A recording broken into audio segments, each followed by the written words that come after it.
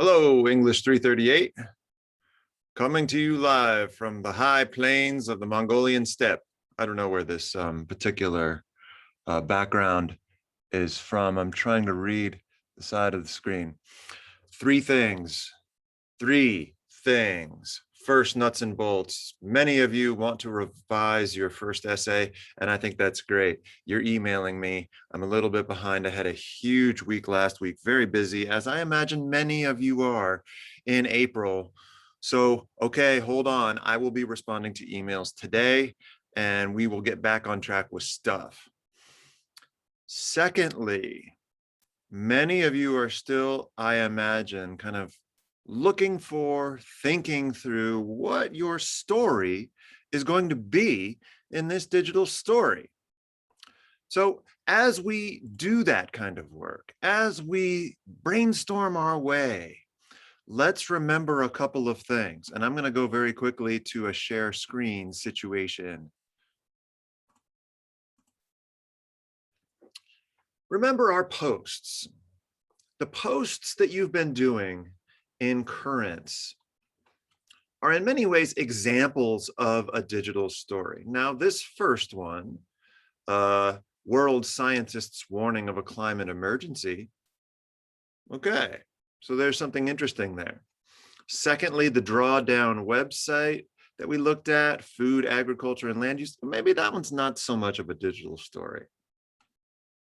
But when we get down here, dirty, dangerous, and destructive, the elements of a technology boom, or the dystopian lake filled by the world's tech lust, we start to articulate what digital storying might actually be. Building Bridges by Rachel Ramirez, How America's Hottest City Will Survive Climate Change, Agriculture and Climate Change in the Sacramento San Joaquin Delta. All of these are videos. All of these use focused, illustrative, descriptive, and really vivid details to bring us to a particular place. And they frame the arguments that they make in terms of that place. So what's important here is that I want to apply a little bit of the nuance, the sprinkling of nuance to the things that I've said so far. In the assignment sheet, I'd asked you to pick a place that you are familiar with, that means something to you, that you could tell a story about. And many of you went to your favorite parks, your favorite locations in and around the communities where you grew up. And I think that's wonderful, right? But what's going to be important is that we go beyond just saying, this is a nice place, y'all should come here, don't litter. I don't mean to sound dismissive, but a digital story does more than that. It uses that place in order to raise a new or an interesting issue that an audience has not yet fully conceived, that an audience may be unfamiliar with.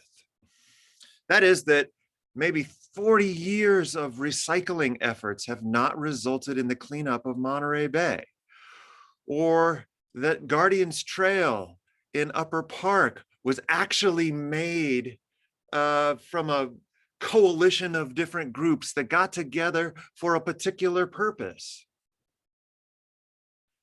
Or that your particular park actually has done a really good job at raising issues related to sovereignty, land, and so on, in the wake of revelations that most of the land in the United States used to belong to Native American tribes.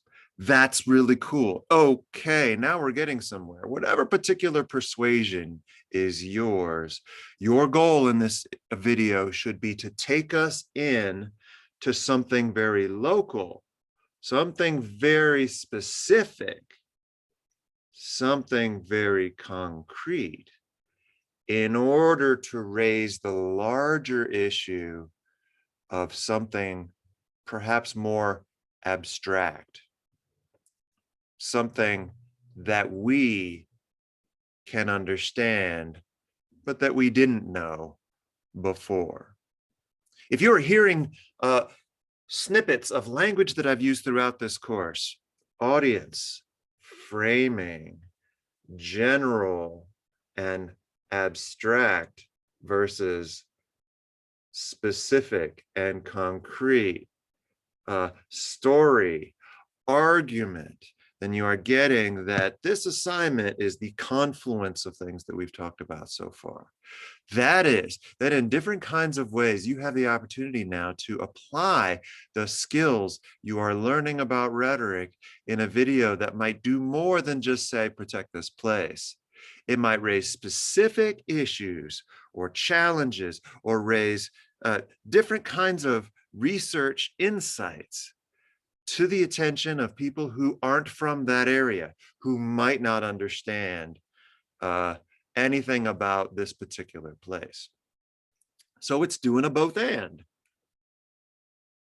It is both general and specific. It is both abstract and concrete. In telling the story of a local place, you are also raising a bigger issue. And that bigger issue should be something that you attend to as well.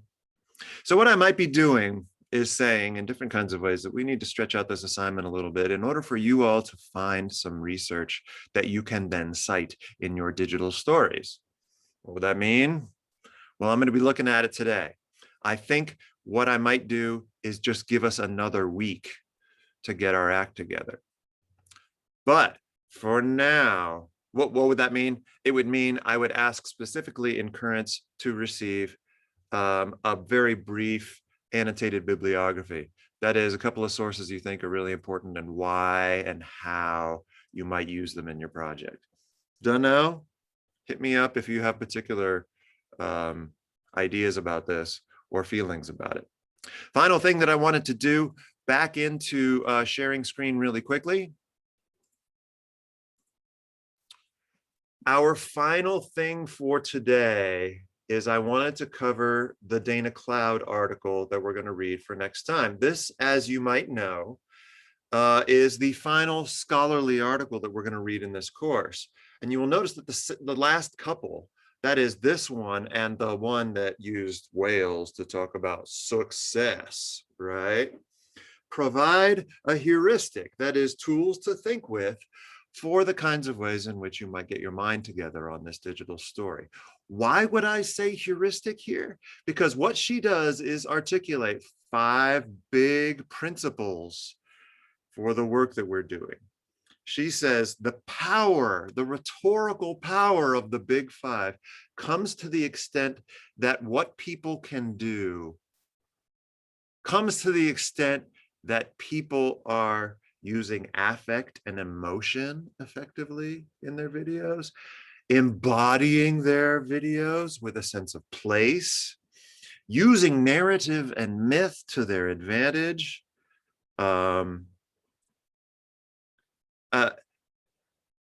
flirting with spectacle and celebrity, and even using humor. Okay, so in different kinds of ways, I say in different kinds of ways a lot, I am sorry. Dana Cloud here is offering us a ideology-free way of saying, here's how you create a viral video, right? That's why she's saying, this is virality. If you want to spread a message, if you want to communicate, circulate a message, you must use certain kinds of rhetorical tools and strategies in order to make your work accessible to other people, but not just accessible in a technical sense, to make it something that people want to look at, to learn from, and to share. Okay, so don't shy away from humor, from spectacle, from celebrity, from embodiment, narrative, and myth. In fact, use this week's perusal post in order to talk about, okay, well, what are the main issues that Dana Cloud are giving us that Dana Cloud is giving us that could be useful for a project like this? And then very quickly give me an update on how things are going for you. How might you apply some of these tools in different ways to your own project? What could be the theme? What could be the frame for the work that you're doing? No matter what place you have selected, what is going to be the way that you use Dana Cloud's work in your work? Okay, so look for updates from me as regards the schedule. Keep revising that first paper.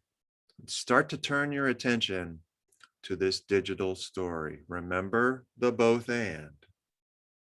Take us in to a place.